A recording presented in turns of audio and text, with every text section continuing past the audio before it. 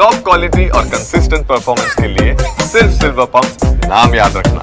ಬೇಸಿಗೆ ಆರಂಭದಲ್ಲೇ ಗಡಿನಾಡು ಬಳ್ಳಾರಿ ಜಿಲ್ಲೆಯಾದ್ಯಂತ ಹಲವು ಗ್ರಾಮಗಳಲ್ಲಿ ನೀರಿನ ಅಭಾವ ಸೃಷ್ಟಿಯಾಗಿರುವಂಥದ್ದು. ನಾವಿತ್ತು ರೂಪನಗುಡಿ ಗ್ರಾಮದಲ್ಲಿದ್ದೇವೆ. ಅಂದರೆ ಹಗರಿ ನದಿಗೆ ಹೊಂದಿಕೊಂಡಿರತಕ್ಕಂತಹ ಇದನ್ನು ವೇದಾವತಿ ನದಿ ಅಂತ ಕೂಡ ಕರೀತಾರೆ.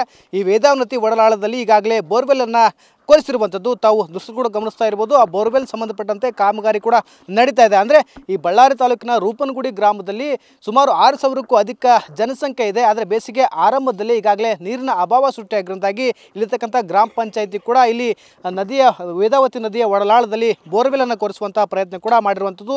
ಈ ಹಿಂದೆ ಕೇವಲ 15 ದಿನಗಳ ಹಿಂದುಗಡೆ ಒಂದು ಇದೇ ವೇದಾವತಿ ನದಿಯಲ್ಲಿ ಒಂದು ಬೋರ್ವೆಲನ್ನು ಕೊರೆಸುವಂತಹ ಪ್ರಯತ್ನ ಕೂಡ ಮಾಡಿತ್ತು. ಆದರೆ ಆ ಬೋರ್ವೆಲ್ ಪಾಯಿಂಟ್ ಕೂಡ ನೀರು ಸಿಕ್ಕಿರಲಿಲ್ಲ. ಹೀಗಾಗಿ ಕೇವಲ ವಾರಗಳ ಹಿಂದೆಗಷ್ಟೇ ಮತ್ತೊಂದು ಬೋರ್ವೆಲನ್ನು ಕೊರೆಸುವಂಥ ಪ್ರಯತ್ನ ಮಾಡಿ ಈಗಾಗಲೇ ನೀರು ಸಿಕ್ಕಿರುವಂತಾಗಿ 3 ಇಂಚುಗಳ ನೀರು ಸಿಕ್ಕಿದೆ. ಹೀಗಾಗಿ ಅದೇ ನೀರನ್ನು ಗ್ರಾಮಕ್ಕೆ ಸಪ್ಲೈ ಮಾಡುವಂಥ ಪ್ರಯತ್ನ ಕೂಡ ಈಗಾಗಲೇ ಮಾಡ್ತಾ ಇರುವಂಥದ್ದು. ನಾವೀಗ ಗ್ರಾಮ ಪಂಚಾಯಿತಿಯ ಒಂದು ಸದಸ್ಯರನ್ನು ಕೂಡ ಉಪಾಧ್ಯಕ್ಷರನ್ನು ಕೂಡ ಮಾತಾಡಿಸುವಂಥ ಪ್ರಯತ್ನ ಮಾಡ್ತೀನಿ. ಸರ್, ಈಗ ರೂಪನಗುಡಿ ಗ್ರಾಮದಲ್ಲಿ ನೀರಿನ ಅಭಾವವಾಗಿಂದಾಗಿ ವೇದಾವತಿ ನದಿಯಲ್ಲಿ ತಾವು ಬೋರ್ವೆಲ್ ಕೊರೆಸಿರುವಂಥದ್ದು. ಸರ್, ಬೋರ್ವೆಲ್ ಕೊರೆಸಿ ನಾವು ಮೊನ್ನೆ ಸರ್ ಬ್ಯಾಸಿಗೆ ಬಂದರೆ ಜಲ ಒಳಗೆ ಹೋಗುತ್ತೆ ಸರ್. ಜಲ ಒಳಗೆ ಹೋಗುತ್ತೆ ಮತ್ತು ಬೋರ್ಗಳನ್ನ ಚೇಂಜ್ ಮಾಡ್ತೀವಿ. ಇವಾಗ ನಾವು ಮೊನ್ನೆ ಇಲ್ಲಿ ಇಳಿಸಿದ್ವಿ, ಇಲ್ಲಿತ್ತು ಬೋರು ಫೇಲ್ ಆಯಿತು. ಮತ್ತು ಅಲ್ಲೊಂದು ಮೊದಲು ಹಳೆ ಬೋರ್ ಇತ್ತು ಸರ್, ಅದೇನು ಬರಲ್ಲ ಅಂತ ಇಳಿಸಿವಿ. ಇಲ್ಲಿ ಫೇಲ್ ಆಯಿತು, ಮತ್ತು ಅಲ್ಲಿ ಇಳಿಸಿವಿ. ನೀನು ಪಾಸ್ ಆಯ್ತು, ಅದು ಪಾಸ್ ಆಯಿತು. ಸ್ವಲ್ಪ ಮುಂದಕ್ಕೆ ಹೋದಂಗಲ್ಲಿ ಬರೋದು ಸರ್. ಮತ್ತು ಅವು ಪೂರ್ತಿ ನೀರು ಮಳೆಗಾಲ ಬಂದರೆ ಒಂದು 7-8 ತಿಂಗಳು ನೀರು ಫುಲ್ ಇರ್ತಾವೆ ಸರ್. ಅದು ಉಸುಗು ಎಲ್ಲ ತುಂಬ್ಕೊಂಡು ಜಾಲರಿ ತುಂಬ್ಕೊಂಡ್ಬಿಡುತ್ತೆ. ಅದಕ್ಕೆ ಆ ಟೈಮ್ನಾಗ ನಾವು ಗಡಿಗೆ ಬಂದು ಹಾಕ್ತೀವಿ. ಈ ಟೈಮ್ನಾಗ ಒಳಗೆ ಹಾಕ್ತೀವಿ ಸರ್. ಇವಾಗ ಮೊನ್ನೆ ಒಂದು ಫೇಲ್ ಆಯಿತು, ಇವಾಗ ಅದನ್ನು ಪಾಸ್ ಆಯ್ತು ಸರ್. ಈ ಬೋರ್ವೆಲ್ ಹಂಗೆ ಅಡ್ಜಸ್ಟ್ ಮಾಡ್ಕೊಂಡು ಓದಿ ಸರ್. ಹಂಗೆ ಸರ್, ಈಗ ಬೇಸಿಗೆ ಆರಂಭ ಆಯ್ತು ಅಂದ್ರೆ ನೀರು ಸಾಕಷ್ಟು ಬೇಕು.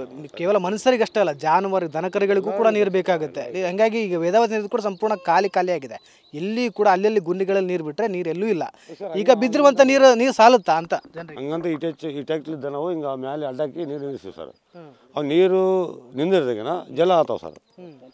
ಇಟಾಕ್ಸಿಲ್ದ ನಾವೆಲ್ಲ ಅಡ್ಡಾಕಿ ಸರ್ ಮೇಲೆ ಅಡ್ಡ ನೋವು ತೋರಿಸಿ ಹಿಂಗೆ ಹಂಗಾಯ್ತು ರೇವೆ ಹಿಂಗೆ ಬಡ್ದು ರೇವ್ ಅದು ಹಿಂಗೆ ಬಡ್ದು ಅಡ್ಡಾಕಿ ಅದನ್ನು ನಾವು ನೀರು ನಿಂತ್ಕೊಂಡಾಗನ ಬೋರಿಲ್ ಆತ ಸರ್. ನೀರು ಆ ನೀರಿಲ್ದೇನು ಆಗೋದಲ್ಲ.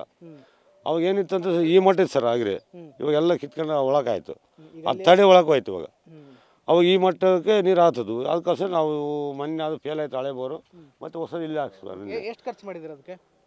ಇದು ಒಂದು ಬೋರು ಅವ್ರ ಸಾಮಾನು ಅವ್ರ ಕೂಲಿಯವರೆಲ್ಲ ಹಾಕಕ್ಕೆ ಒಂದು ಬೋರ್ಗೆ 8,000 ತಗೊಳ್ತಾರೆ ಸರ್. 8,000 ತಗೊಳ್ತಾರೆ. 8,000 ಮತ್ತೆ ಅಲ್ಲಲ್ಲ ಅವ್ರು ಮತ್ತೆ ಸುಮ್ಮನೆ ಹೋಲ್ ಬಿಡಕ್ಕೆ ಅವ್ರು ಮತ್ತೆ ಅದು ಪೈಪ್ ಬೇರೆ ಇರುತ್ತೆ ಸರ್. ಅದು ಪೈಪ್ ಒಂದು 5,000 ಬೀಳುತ್ತೆ. ಟೋಟಲ್ ಒಂದು 25-30 ಸಾವಿರ ಬರ್ಬೋದಾ?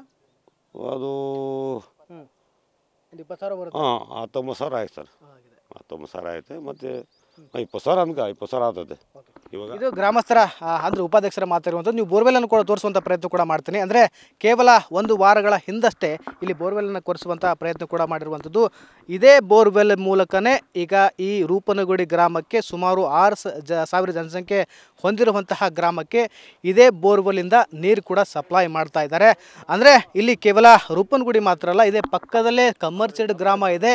ಈ ಕಮ್ಮರ್ಚೇಡ್ ಗ್ರಾಮಕ್ಕೂ ಕೂಡ ಇದೇ ರೀತಿಯಾಗಿರ್ತಕ್ಕಂತಹ ವೇದಾವತಿ ನದಿ ಒಡಲಾಳದಲ್ಲಿ ಬೋರ್ವೆಲ್ಲನ್ನು ಕೊರೆಸುವಂತಹ ಪ್ರಯತ್ನ ಮಾಡಿ ಅಲ್ಲಿಂದ ನೀರನ್ನು ಬೇರೆ ಕಡೆ ಅಂದರೆ ಗ್ರಾಮಗಳಿಗೆ ಬಿಡುವಂತಹ ಪ್ರಯತ್ನ ಕೂಡ ಆಗ್ತಾ ಇರುವಂಥದ್ದು. ಅಂದರೆ ಈಗ ಕೇವಲ ಬೇಸಿಗೆ ಆರಂಭ ಆಗಿ ಒಂದು 20-30 ದಿನ ಕಳೀತಾ ಬಂತು.